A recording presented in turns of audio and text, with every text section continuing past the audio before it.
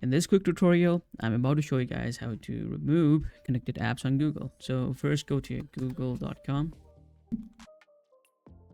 and then head on to your profile icon, click on this manage your Google account and hit that security tab.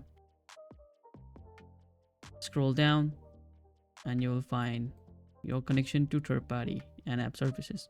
So see your connection, and then you need to search for whatever app that you guys wanted to remove. So for this instance, I'm going to remove Quora. So here we have a Quora and tap that. So now to revoke or delete Quora from your profile, you need to tap on delete all connection you have with Quora. And now Google is saying that it will destroy every data that you have on Quora. So yeah, if you are good, then just go ahead and confirm.